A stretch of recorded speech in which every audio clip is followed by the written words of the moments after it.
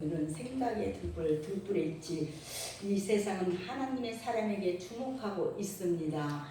네, 우리 수요일날 김재순 씨가 말씀을 주셨는데 여러분은 저에게 선물입니다. 저도 여러분에게 선물이 되고자 합니다. 각자 집사님은 집사님대로의 선물, 전도사님은 전도사대로의 선물, 또 목사는 목사대로 선물 같은 인생이 되시기를 바랍니다. 오늘 본문에는 천국의 현재적 특성이 여러 면모를 보여주는 4가지 비유가 소개되고 있습니다. 첫째는 오늘 중요한 그런 등불 비유인데, 이는 등불이 어둠을 밝히듯이 하나님의 말씀은 제약이 가능한 어두운 이 세상을 밝혀주시는 것임을 보여주고 있습니다. 21절, 23절. 그리고 둘째 비유는 말씀의 은혜와 축복은 그 말씀을 듣는 자가 가진 바로 믿음의 분량에 따라 주어짐을 가르치는 말씀이 오늘 24절, 25절에 기록되어 있습니다. 또 셋째 비유는 씨를 뿌린 농부가 그 씨의 자람과 열매 맺는 것을 깨닫지 못하는 것처럼 사람들이 알지 못하는 사이에 하나님의 주권으로 말미암아 천국 복음의 열매가 추수에 알맞게 익는다는 것을 가르치고 오늘 26절, 29절에 기록되어 있습니다. 그리고 넷째 겨자씨 비유는 천국 복음의 말씀이 심어질 때는 아주 미약한 것처럼 보이지만 겨자씨가 자라서 큰 나무가 되듯이 장차 하나님 나라가 크게 확장될 것임을 보여주고 30절, 30절에는 기록되어 있습니다. 오늘 등불 비유는 복음의 등불, 바로 즉 거룩한 진리의 등불을 의미하고 있습니다. 당시 유대의 상황이나 오늘날 우리의 상황은 정치적으로나 경제적으로나 사회적으로 어두운 세상입니다. 이 어두운 세상에는 복음의 빛이 필요합니다. 그래서 주님은 세상의 참 빛으로 오셨으며 요한복음 1장 9절 10절에 우리를 가르쳐 너희는 세상의 빛이라고 마태복음 5장 17절 14절 그렇게 말씀을 하셨습니다. 빛은 어둠을 밝힙니다. 우리가 이 세상을 밝혀야 합니다. 아멘. 예수님은 사람들의 생각을 알고 계십니다. 예수님은 하나님의 생각과 사람들의 생각을 비교하셨습니다. 사람이 하나님을 판단하고 다른 사람을 판단하지만 그것은 제한적입니다. 하나님의 판단이 절대적입니다. 아멘. 예수님은 하나님에 의해 우리 생각이 결과로 바로 나타난다고 말씀하셨습니다. 예수님은 사람들의 생각이 모두 드러나고 생각대로 기결될 것을 말씀하셨습니다. 예수님은 우리에게 영적인 정체성을 알려주셨습니다. 예수님이 산 위에서 말씀하실 때 제자들에게 세상의 빛이라고 하셨습니다. 또 세상의 소금이라고 하셨습니다. 즉 예수님을 믿으면 세상에서 빛의 역할, 소금의 역할을 하게 될 그런 것임을 알려주셨다는 것입니다. 앞으로 빛의 역할, 소금의 역할을 하게 될 것이지만 예수님께서 빛이 되라거나 소금이 되라고 말씀하시지는 않으셨습니다. 되라고 말하는 것은 지금은 아직 아니라는 의미입니다.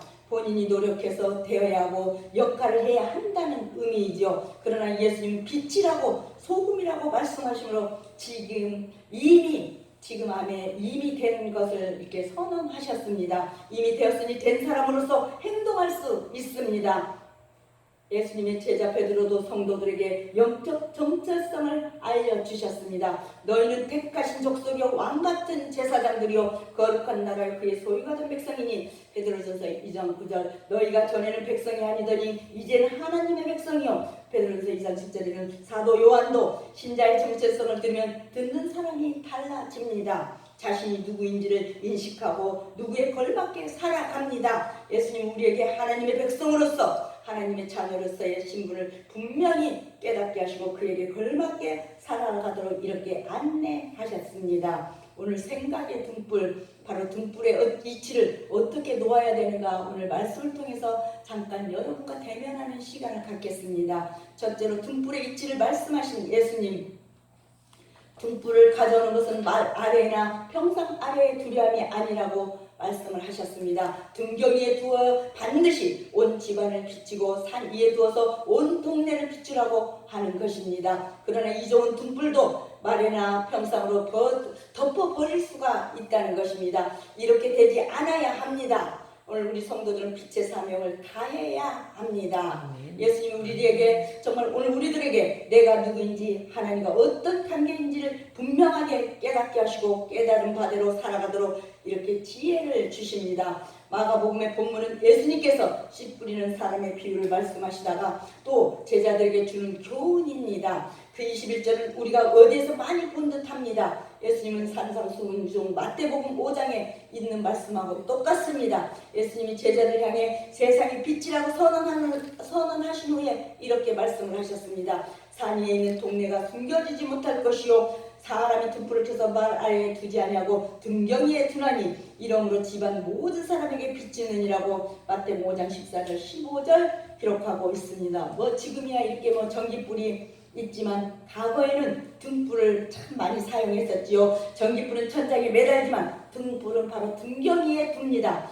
사람이 등불을 켜서 가져올 때 평상 아래나 어떻게 두거나 우문관 통 안에 그런 것을 생각지 않을 것입니다. 그러면 등불이 비치지 못하게 됩니다. 등불을 등경 위에 두는 것은 상식이고 기본입니다. 이처럼 무엇인가 나타내려 한다면 위치를 제대로 잡아서 이렇게 두어야 합니다. 무엇이든지 위치가 제대로 돼야 또 꽃도 화분도 그럴 거고 모든 것이 그렇지 않습니까? 예수님은 드러나게 하면 드러내려 하면 숨겨지지 않고 나타내려 하면 감춰지지 않는다고 하셨습니다. 예수님의 존재와 사역이 세상에 드러났습니다. 예수님의 바로 세상에 빛으로 오셔서 높은 곳에 비추셨습니다. 예수님은 생명의 빛 요한복음 8장 12절 말씀으로 믿는 우리 역시 세상에 반드시 드러나게 되어 있습니다. 여러분의 믿음이 세상에 드러나게 되어 있다는 것입니다. 오늘 두 번째로 이렇게 등불의 이치를 말씀한 예수님께서 두 번째로 들어야 한다고 촉구하신 예수님. 복음은 생명의 등불 곧 빛입니다. 빛은 곧 생명입니다. 빛이 있으므로 생명이 존재합니다. 복음의 빛은 가는 곳마다 어둠을 정복하고 새 생명의 역사를 이룹니다. 아멘. 복음은 어둠에 헤매는 영혼을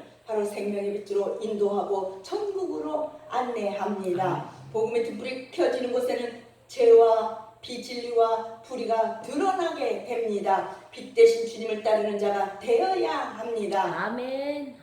예수님 우리에게 말씀하셨습니다. 들을 귀 있는 자는 들으라고 23절 그렇게 말씀하셨습니다. 누구나 들을 귀가 있습니다. 그러나 청각에 마비가 오면 듣지 못합니다. 청각에 장애가 있는 사람들은 손과 손가락 표정으로 의사소통을 해야 합니다. 하지만 육체에 청각장애가 있어도 예수님의 말씀을 알아들을 수가 있습니다. 어떻게? 바로 비록 수어라 할지라도 예수님을 배울 수 있고 믿을 수 있으며 따를 수가 있습니다. 그들에게는 눈이 곧 귀의 역할을 하기 때문입니다. 문제는 청각이 멀쩡한데도 듣지 못하는 사람이 있습니다. 마음이 닫혀있고 고정관념이 너무 강해서 남의 말을 들으려고 하지 않는 그런 사람입니다. 자기 지식을 자랑하고 자기 경험과 생각의 우물에 빠져서 열린 대화를 못하는 그런 사람들입니다. 예수님이 말씀하셔도 듣지 않는 사람들이 그때도 있었다고 했습니다. 하나님께 속하지 않는 사람은 하나님의 말씀을 듣지 않는다고 요한복음 8장 47절에 기록되어 있습니다.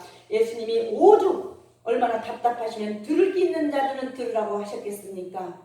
요한계시록을 보면 7교회를 향한 편지에서 귀 있는 자는 성령이 교회들에게 하시는 말씀을 들을지어다 라는 말이 자주자주 나옵니다. 우리는 귀를 정말 갖고 태어났습니다. 기본적으로 소리를 들을 수 있고 말을 들으면 알아듣습니다. 이제는 마음을 열고 하나님의 음성을 들어야 합니다. 예수님의 말씀, 성령의 음성을 들어야 합니다. 예수님이 우리에게 듣는 길을 이렇게 열어주셨습니다. 우리 모두는 복음의 진리에 바로 횃불을 더 높이 들어서 이 세상에서 어둠의 세력을 몰아내야 하겠습니다. 마태복음 5장 14절에는 너희는 세상의 빛이라 산 위에 있는 동네가 숨겨지지 못할 것이요 라고 기록되어 있습니다. 이와 같이 신자는 이 세상에서 유익하고 없어서는 안 될 사람이 되어야 한다는 것입니다. 오늘 이렇게 들어야 한다고 촉구하신 예수님께서 세 번째로 헤아림을 받으리라 하신 예수님.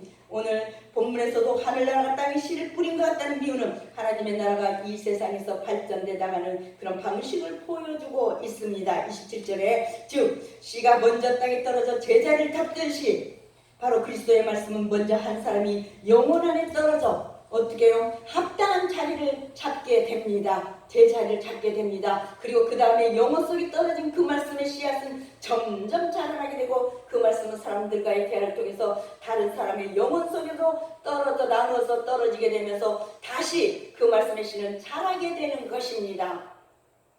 처음에는 싹이 나고 그 다음에는 즐기고 저 어떻게 즐기고 어떻게 즐기가 나고 어떻게 돼요. 그리고 그 다음에는 각 즐기마다 알이 꽉 찬 그런 충실한 그런 이삭이 나오게 됩니다. 땅에 떨어진 씨가 일단 싹이 난 후에 계속해서 이렇게 자라게 되는 것처럼 말입니다. 그리하여 그 말씀의 씨앗은 하나님의 나라를 이루는 많은 열매를 그런 거두게 되는 것입니다. 한편 여기서 우리가 한 가지 갖지 말아야 할 때도 사실이 있습니다. 그것은 이때 이 모든 역사는 씨앗을 자라게 하시고 열매 맺게 하시는 하나님의 주관적인 그런 능력과 섭리 속에서 이루어진다는 사실을 우리가 알아야 한다는 것입니다. 고린도서 3장 6절 7절에도 말씀하고 있습니다. 예수님은 우리에게 이렇게 보는 것이나 듣는 것이나 조심하기를 원하십니다.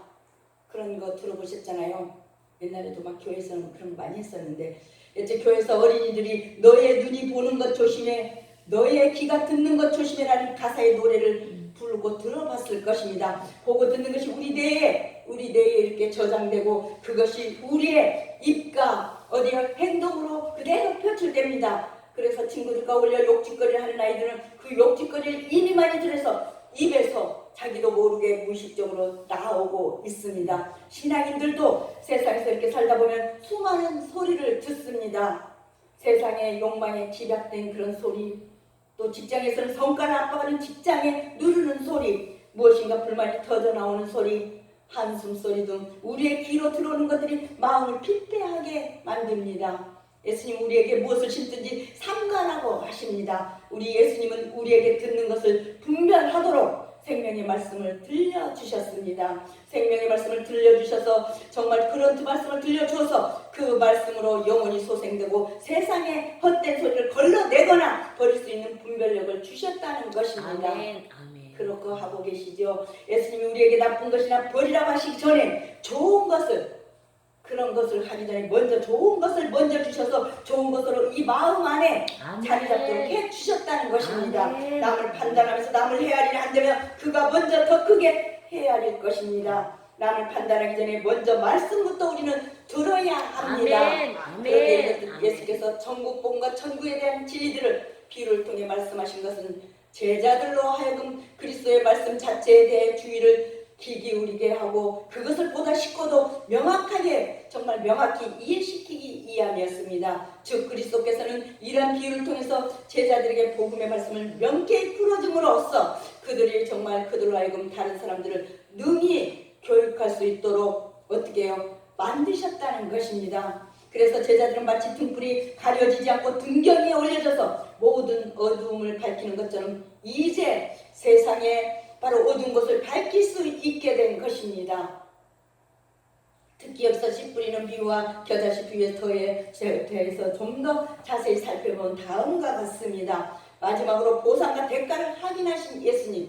오늘 또한 예수님께서는 본문에서 하늘나라를 겨자씨에 비유하고 계시고 있습니다. 즉 하늘나라는 이 땅의 말씀을 통해 심겨질 때는 아주 작고 보잘것없는 것처럼 보이지만 이후에 어떻게 자라게 되면 그 어떤 것보다도 크고 놀라운 것이 된다는 것입니다. 우리도 처음 신앙생활 했을 때는 우리가 뭐 예수가 뭔지 신앙이 뭔지 주일이 뭔지 그런 거 제대로 알고 했던 건 아니잖아요. 그 어떤 것보다도 크고 놀라운 것이 된다는 것입니다. 다시 말해 작은 겨자씨와 같은 하나님의 복음의 말씀이 영혼 속에 떨어질 때는 그것이 아주 미미하여서 그 흔적조차 찾기 힘들고 그 영혼 속에서 일어나는 하나님의 은혜도 역사 처음에는 매일 조금씩 일어나게 되는 것입니다. 보이지가 않아요. 그러나 이처럼 작게 시작된 하나님의 은혜는 그 은혜의 역사는 기독교의 역사가 입증하듯이 점차 그 크기와 강도가 더해지게 되는 것입니다. 그래야 더욱더 거대한 은혜의 역사와 열매들을 맺어 나감으로써 하늘나라를 확장시켜 나가게 됩니다. 아까 우리 이영림 목사님 그러셨죠. 이영림이가 내가 누구인지 잘 아는데 그러셨는데 그분이 지금 단상에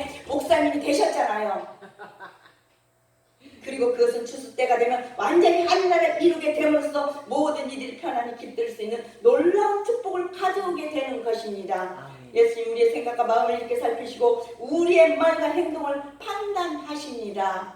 우리는 남을 판단할 만한 분별력이 없지만 예수님은 우리를 완전하게 판단하시는 지혜를 가지셨습니다. 예수님 우리를 선악간에 판단하십니다. 사도 바울이 이렇게 말했습니다. 우리가 다 반드시 그리스도의 심판대 앞에 나타나게 되어 각각 선악간의 그 몸으로 행한 것을 따라 받으려 함이라고 고린도후서 5장 10절에 말씀하고 있습니다.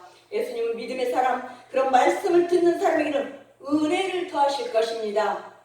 은혜를 더하실 터라고 했습니다. 그러나 믿음을 예면하는 사람, 말씀 듣기를 거부하는 사람은 은혜를 받을 기회마저 박탈당할 거라고 했습니다. 마태복음을 보면 씨 뿌리는 비유이라는 말미에서 예수님이 이렇게 말씀하셨습니다. 무릇 있는 자는 받아 넉넉하게 되되 없는 자는 그 있는 것도 빼앗기리라고 마태복음 13장 2절 기록하고 있습니다. 또 달란트 비유에서 한 달란트 받은 사람에게 책망이 들어간 뒤에도 이런 말씀이 나옵니다. 무릇 있는 자는 받아 풍족하게 되고 없는 자는 그 있는 것까지 빼앗기리라. 마태복음 25장 9절에도 그렇게 말씀하고 있습니다. 옥토에서 자라는 곡식은 풍성한 열매를 맺습니다. 여러분들은 옥토이십니다. 농부는 이런 옥토에서 곡식을 거두는 재미에 옥토를 아름답게 막 가꿉니다. 그런 마음을 가지셨잖아요. 그러나 항무지에서는 아무것도 나지 않습니다. 농부가 항무지를 개간하려는 마음을 가졌다가 옥토에 이런 데 신경 쓰느라 항무지를 팽개쳐 준다고 그랬습니다. 예수님 우리가 옥토인지 항무지인지 알고 계십니다. 우리 모두 복음의 진리를, 정말 복음의 진리의 뿔을 더 높이 들어서 이 세상에서 어둠의 세력을 몰아내면서 빛의 역할을 잘 감당해 봅시다. 아멘.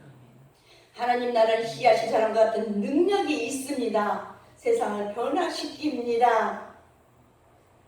그리스도의 능력 안에 있을 때만 우리는 안전히 보장되어 있습니다. 아멘. 오늘 생각의 등불의 위치를 잘 제자리에 정말 놓는 영적인 사역을 오늘도 자기 자리가 어디인지, 자기 위치가 어디인지, 있어야 할 곳과 앉아야 할 곳과 서야 될 곳과 정말 영적인 사역 잘 감당하는 이런 한 주간이 되시기를 주님의 이름으로 축복하며 또 어두움 밝히는 등불이 되어서 세상에 소망이 정말 되시는 여러분과 저가 됐으면 좋겠습니다. 말씀을 맺겠습니다. 하나님 감사합니다. 어두운 세상에서 빛이 되는 생각이 등불이 되라고 하시는 하나님 아버지, 우리를 나름대로 성도의 사명을 충실하게 실천하여 세상의 등불이 되도록 인도해 주신 은혜를 진심으로 감사를 드립니다. 그러나 저희는 지난 한 주간에도 성도로서의 정말 정체성을 깨달아 하나님의 택하신 족속이요 왕같은 제사장들이요 거룩한 나라요 하나님의 소유가 된 백성이니 어두운 데서 불러내어 귀한 빛에 들어가게 하신 하나님의 아름다운 덕을 선포하는 성도가 되지 못했음을 이 시간 다시 한번 고백하며 회개합니다. 따라서 우리의 신분과 정체성을 세상 사람들과 완전히 다르다는 사실을 분명히 알고 오직 생각으로 불을 밝혀서 승리하는 성도로 다시 회복시켜 주시옵소서. 주의 사람 만들어 주시옵소서. 하나님 아버지, 높은 데 있는 천국을 바라보라시는 우리 주님, 우리는 낮은 데서 하나님과 주님의 몸된 교회의 성도들을 섬길지라도 세상의 낮은 데로 가서 어둠을 착하지 말게 하시고 세상 사람들과 함께 부정과 부패를 저지르지 않도록 하여 주시옵소서. 어두움은 마귀가 좋아하고 죄악을 통과하는 존재라는 사실을 오늘도 인지하고 절대로 어두운 데 가지 않게 하시고 밝은 믿음의 길을 걷게 하여 주옵소서. 우리의 생활이 등불이 되어 낮과 같이 밝고 깨끗하고 아름답게 하시기를 우리 목자교회가 이런 교회가 되고 성도가 되기를 예수 그리스도 이름으로 감사하며 기도드리옵나이다. 아멘.